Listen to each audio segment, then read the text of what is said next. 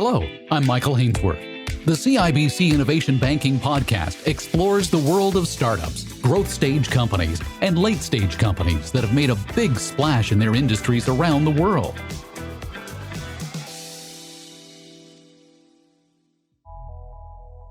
Financial planning startup Vena Solutions has raised more than $400 million to fuel its growth. When you've got that kind of walking around money, you need to have a plan to turn that capital into new customers, enhanced products, and recurring revenue. For the Chief Operating Officer, Tina Goulbourne, any startup needs discipline on several key priorities to make that happen. Goulbourne's resume reads like a startup CEO's wish list. She's held key roles at Xerox, Hewlett-Packard, and Apple, and she leans on those experiences to help guide her in the COO role at a company targeting $250 million in annual revenue. When I sat down with Goulbourne to talk strategy, she admitted that when she was offered the role in November of 2019, she didn't want to want it. I guess they always say it's good to run to something as opposed to running away from something. And at the time, I was probably the happiest I had ever been at Apple. I was at a point where I had built a great team that I enjoyed working with every single day. And, I'd established my credibility. And so things were really great. And really what changed my mind was, I've been fortunate in that I've been allowed to make career decisions based on the opportunity to work with great people. And Hunter Madeley, the CEO at Vena Solutions, was somebody that was first known to me through my personal network. He actually played soccer with my brother in university. So I've known him for a long, long time. And he was always somebody that was very high integrity. When you think of like great books that talk about business, a lot of people talk about Good to Great by Jim Collins. And he talked about that humble leader.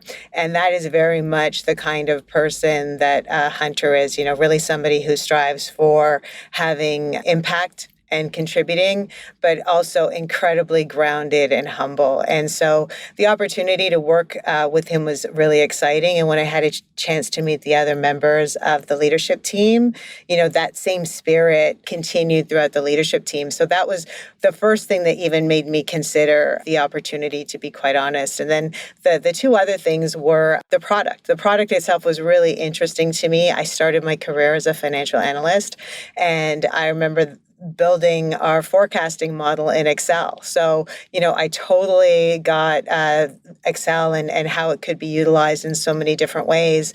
And, one of the things that we talk about at Vena is, people try to move into planning software that gets them away from Excel because of some of the challenges that Excel presented, but ultimately ended up going back to it anyways because it was just so flexible. And so I totally understood exactly where they were going. And then finally, it was the opportunity to do something different. I think my career journey has been very opportunistic, is what I like to call it. Sometimes I jokingly talk about it as the lazy river, where I would just kind of do a great job, focus on doing a great job where I was working, and then kind of seeing what was coming up around the bend. And that kind of opportunistic view of career really gave me the opportunity to do some really neat and different things. And this was an opportunity to build something from scratch, which was really exciting. Well, that's a fascinating segue to what I was getting to next, which is that you've worked for Xerox, you've worked for Hewlett-Packard, and as you point out, Apple. And Apple, to me, as the computer geek, seems to be the closest to having a startup mentality. What were the big lessons you learned there that you applied to essentially a startup mentality at Vena? It's funny. I had a recruiter reach out to me from Apple, which is how I ended up at Apple. And it was, just wondering if you'd like to talk about an opportunity. And I remember saying to them, I imagine that not many people turn you down for the opportunity to look at something at Apple. And it's such like an incredible brand. And it's a very unique place in that obviously, the most valuable company in the world from a market cap perspective. So it's just huge multinational organization, but they still have this very startup mentality. And, it's amazing how they managed to straddle kind of those two worlds. And so, some of how they do that or some of the lessons that I've taken from them is there is this relentless focus on data, right? I think, every decision we make should be grounded in a combination of data, experience, intuition, but it should always kind of start with data, right? Looking at what you can take from the data and then questioning the data. And that's very much something that Apple is always looking at is the data, not just kind of how it informs your decisions, but how you are going to measure success. The other thing about it is really focusing on what is the problem that you're trying to solve. At Apple, it's not about incremental improvement. It's very much about transformational improvement. So, you don't start with where are you today and how do you make it better? You start with, kind of back to the drawing board of what is that problem that you're trying to solve so that you can, try to come at it in a different way as opposed to optimizing on, these incremental changes. And then the final thing is this, it's almost like a maniacal customer focus. Almost every investment decision, every job decision is ultimately the question is asked is how is this going to improve the customer experience? And so the two elements there is around really focusing on the customer experience. And then the second element is just about focus in general. And, there's some great stories about Steve Jobs questioning members of his ELT saying, what are you saying no to? But, he would challenge you on saying no to things that were really important in order to really focus on the most important thing. And I think that that's a challenge that most companies face, and especially as a startup you face, because you can focus on everything, but when you dilute your efforts, you really don't have a lot of progress to show. Like I always mention, trying to move the dial on 20 things by spending 5% of your effort doesn't really move the dial as opposed to spending, focusing on 5 things and putting 20% of your effort behind it. So if Apple was all about the focus on the data and the details, the creativity, what about Hewlett-Packard? What about Xerox? What did you take away from those corporate cultures that you're applying today to Vena? Yeah, well, we'll start where I started, which was at Xerox. And so at Xerox, it was a very sales-oriented culture. And I think the similarity with Apple is that ultimately the first line of interaction with the company was through the customer was with sales. So it was kind of still trying to focus on the customer experience, but focusing on the sales as the interface to the customer. And so, in general, I would say it was really all about how do you enable your sales teams to be successful? Like, how does the company work together in service of the sales teams to effectively attract customers and deliver on, whatever your brand promises to customers? And then when I got to HP, I think famously had the founder culture of the HP way. And when I joined, and which was really all about trust and respect, which was about achievement and contribution and uncompromising integrity. And how their culture differed from Apple is they had this, and I hope I get this phrase right, but it was almost like share your tools. And it was this mentality of, whatever you're working on at night when you go home, leave it on your desk so that as people are walking out of the office on a daily basis, they can actually look at what you're creating and potentially could see something that you had not seen, right? Or cause you to think about what you're creating in a different way. So it was this idea that everybody has a point of view, everybody has something to contribute. And when I compare that to kind of the world we're living in today, I feel like it was almost founders, like that first acknowledgement of diversity, right? Like how diversity of experience, diversity of perspective can really contribute to creating a better product overall. And, how that compares to Apple is Apple really leans into that surprise and delight moment. And in order to create that surprise, it's all about trying to restrict access to information. And they also focus on this domain expertise as well. It's almost like the less people you tell, the less people can blow the secret is kind of, I think, some of the mentality behind that. And then as well, it's all around, hiring people for their domain expertise and then allowing them to contribute in that way. But in some ways, it actually prevents those who maybe don't have that background but all have a valid perspective to actually say something and contribute in a way beyond kind of necessarily their background and experience, why they were hired, but generally as a human being on the planet Earth with a perspective on, a product or service.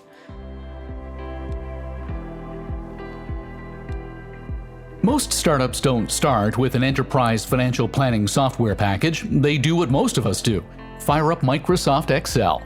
Vena Solutions has targeted the medium-sized business market by appealing to a skill it already has: spreadsheets. So how does it scale up in the space? With a $250 million annual revenue target in sight, Vena needs to manage its growth. Goulbourne says there's no shortage of market opportunity, and for any startup, that leads Vena to ask itself, does this client fit with Vena? Part of the process is eating their own dog food, as Silicon Valley likes to say. With Vena targeting $250 million in annual revenue, and you've got a lot of investment cash sitting in the coffers, how do you manage growth? I think when you first start as an organization, like as a startup, it's all about kind of getting as much business in the door as you can, however you can, right? Just so that you can continue to pursue, the dream of creating a sustainable company. But, once you get more in the scale up phase, how we think about growth is really how can we grow the fastest in the most efficient way in a sustainable way, right? So it's almost like, how do you make sure that, if one customer makes a different choice, they don't actually, have this huge decrement to your growth levels, your profitability, et cetera. So really, it's kind of continually thinking about, what are our growth accelerators and what are your growth inhibitors? And, we're actually going through that exercise right now because our fiscal year starts in Feb 1. And as an ELT, we're trying to get aligned on what we think our greatest accelerators are of growth, or what those greatest inhibitors are, and how we can remove those barriers. So this is going to require some digital transformation. What are your ideas behind that? I would say our approach to digital transformation is primarily focusing on how it can improve the customer experience and then the employee experience. And so from a customer perspective, we live in a world where everything is kind of a search away in terms of access to information. And when, Vena initially started, it was primarily an outbound engine, which is how a lot of B2B companies operate, where you just kind of have somebody picking up the phone and making a call and hoping that, you catch the customer at the right time with the right message around addressing a pain point that they're experiencing. And this led to you could make 100 calls and, on average, maybe you had 2 customers that said, oh, you know what, you have something interesting, let's talk some more. And so really now we're trying to leverage digital channels to allow customers to do their own self-discovery. So, whether we're looking at paid search, organic search, whether, our web properties, marketing, social media posts, et cetera, to allow customers to, as they're searching for a solution to the problem they're trying to solve, they kind of create this digital footprint that allows us to know when is the best time to engage them and how can we best add value and help them solve the problem that they're focused on. So it allows us to create a much more tailored customer journey.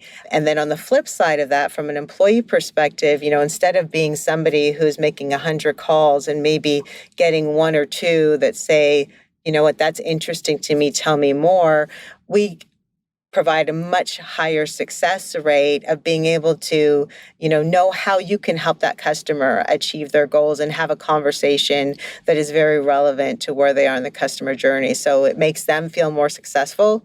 It helps them be better prepared and feel more confident on calls. So that's, a lot of how we're trying to focus on digital transformation. And I think the other thing that, as a result of COVID is, we've really seen a transition to distributed work teams or hybrid work teams. And so, more even that's another area where digital transformation is going to come to play because, we all know that normally you get a lot of your information about your job, the corporate culture from the person sitting beside you, the people sitting around you. And when those people aren't sitting around you anymore, how do you, get access to that information, without just asking the person beside you? You've made an interesting point about the digital footprint that we all leave and that you're using that to help you understand the best time to approach a potential client. When is the best time to approach a potential client? I think it's when you have a good, you see an indication that clear definition of the problem that they're trying to address, and that you know that what they're looking to address is actually something that you can help them solve. And then the second time is that an indication that they're ready to have that conversation, right? I think, a lot of times, just by virtue of LinkedIn and my title that shows up in LinkedIn, I get, bombarded with emails about people trying to sell me something. And, in a given day, that may not be what I'm focused on. But, if somebody happened to catch me in that right moment when I was like, oh my, we need to figure this out. And they, happened to see that I was looking at these things and were able to say, hey, I saw you looking at these things. We have other customers in that situation, and this is how we help them solve that problem. I am in the right frame of mind. I'm clearly ready to do something about it. Like, it's got primacy in terms of my mind share. And that's really when we're trying to make sure that we show up for them, because they've kind of taken their first steps and have kind of taken themselves as far as they can. And now we can try to help, further that conversation. Tell me about the strategy behind your new platform positioning. You're targeting mid-market customers. Is this because that SMB world is still using Excel, and then the big, large enterprise customers have already moved on to specialized, customized solutions? Is that part of the strategy? What's behind it? Well, interestingly enough, we've done market research, and it's 82% of companies that implement any kind of financial planning and analysis tool inevitably end up back in Excel. So it is not a small, medium problem. And I can tell you, even at Apple, I always joke, Apple is very much about, you drink your own champagne. So you really kind of use Apple's tools, et cetera.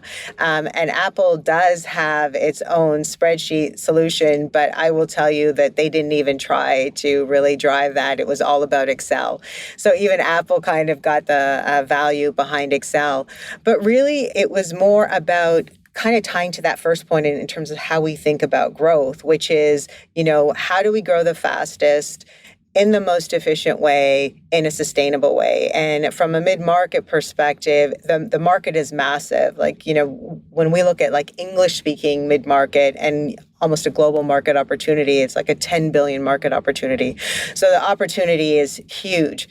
And then on top of that, because of delivering to a mid-market, the complexity of the organizations in the mid-market, you can kind of get your time to value in terms of implementation, getting them to adopt the tool. It's a much shorter window. And you can also acquire them in a much more efficient manner. They're a lot easier to court than, the big enterprises who will negotiate every single detail, who have these very unique use cases that you have to build around. And then, you end up kind of sometimes turning yourself into knots to fulfill for them. So, it is very much tied to growing in a sustainable and efficient way. And then the second reason, too, is I think, we are all, and especially like the newer generation, we all want to work for a company that speaks to something that is important to us, that we value. And let's be honest, financial planning and analysis software doesn't really speak to the soul, but the idea of helping companies in the mid-market space aspire to be the next large enterprises of the future is actually something that's pretty exciting, helping them in their growth journey, much like we are trying to execute against our growth journey. And what we know is that companies that create that muscle around planning, measuring, and accountability ultimately perform better. And so it really is, how do we create the next Apples and HPs and Xeroxes of the world?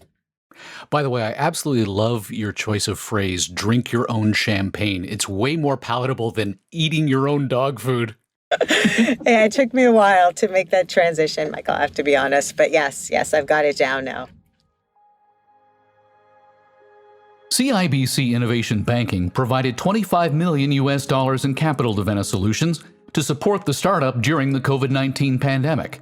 The company called the debt financing a very low-cost buffer in uncertain times. Since then, Vista Equity Partners has injected $300 million in Series C funding. With most VCs, that kind of cash usually comes with pretty significant strings attached, in the form of significant control. That's not how Vista's relationship with Vena works. Vena chose Vista not based on how much funding it could acquire, but the cultural alignment. And Vena has retained control. Goulbourne tells me Vena doesn't have a golden parachute exit strategy. It's not aiming to be acquired like most other startups. I might sound a bit idealistic when I say this, but I'm a big fan of analogies, most people will tell you.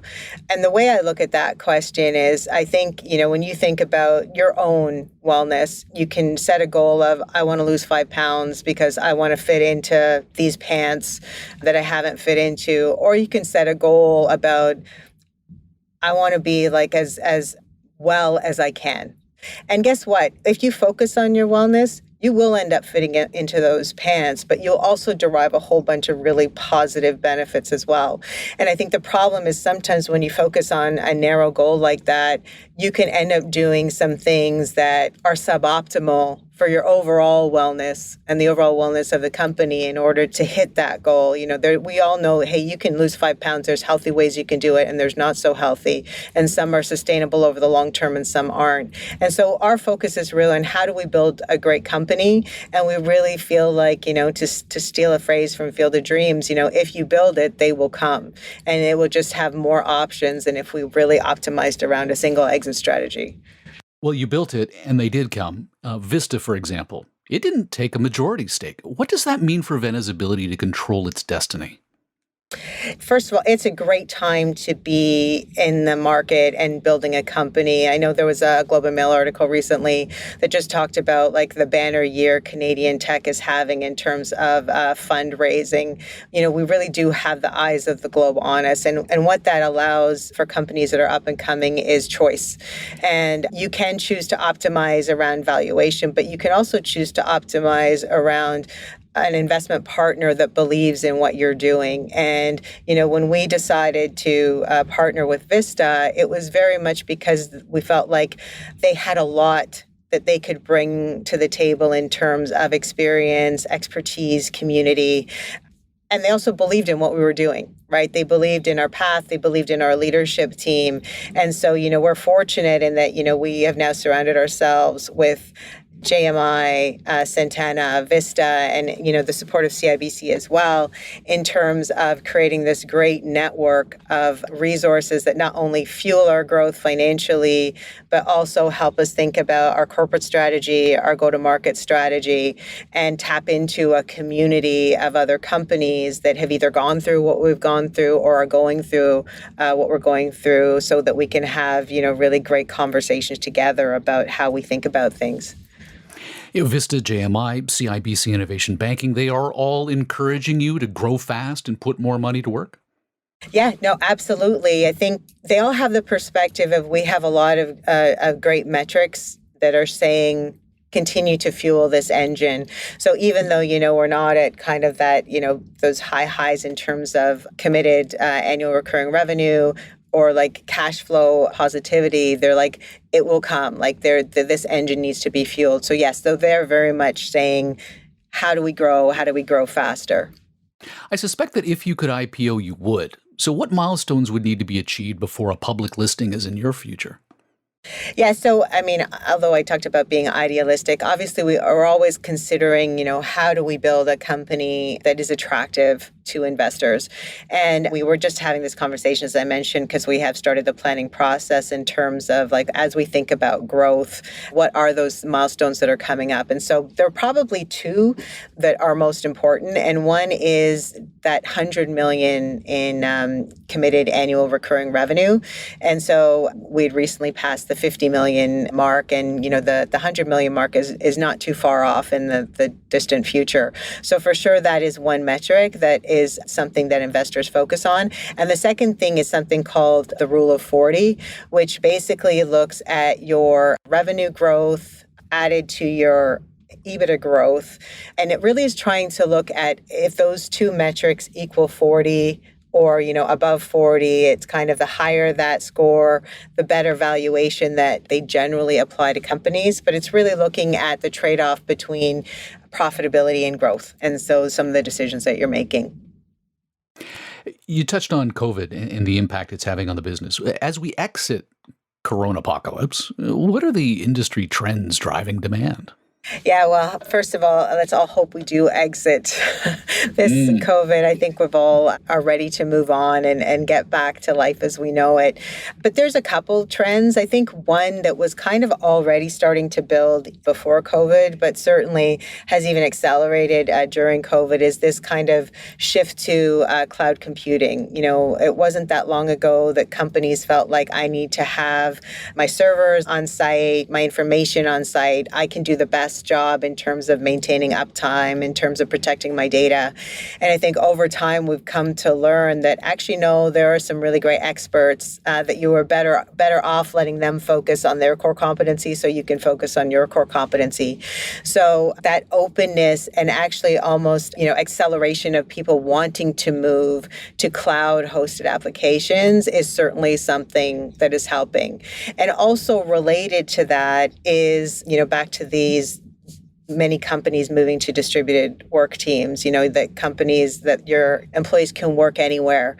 And so related to that is providing access to, critical systems anytime, anywhere, on any device, right? So whether I'm on my laptop, whether I'm on my phone, whether I'm on my tablet, I can get into the system and I can, see real-time data. I can take real-time actions.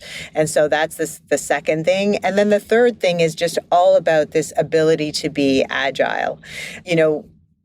The world has changed a lot in a very short period of time. And so, the barriers to starting a business have dropped dramatically, with all these as a service type, like we'll build your website, we'll host your information, we'll provide you with HR services, we'll provide you with accounting services. So the ability to kind of scale up and to offer a service that actually looks robust, like a real going concern, that barrier to entry has dropped. And also related to that is the global barriers to entry. So, starting a business in Canada or operating a business out of Canada and selling globally, it's so much more easy than it's ever been. And because of that, you are exposed to change at a much more accelerated pace. Whether it's competitors, whether it's global events like a pandemic. And so that ability to be agile in terms of how you plan, how you react, how you create systems of measurement, how you create systems of accountability is only becoming more important. And I think it will, that will continue to be the case going forward. Tina, this has been fascinating. Thank you so much for your time and insight. Really enjoyed the conversation. Thank you so much for having me. Tina Goulbourne will continue to keep a firm hand on the tiller day to day. With the $250 million revenue target on the horizon, she intends to remain disciplined in her growth strategy by continuously looking at product abilities, the company's sales engine, and the inbound marketing activity. She'll continue to review the kind of productivity the company is getting from its sales teams and look for ways to increase it. And as we put COVID-19 behind us, Goulbourne is looking forward to drinking that champagne and toasting the company's success.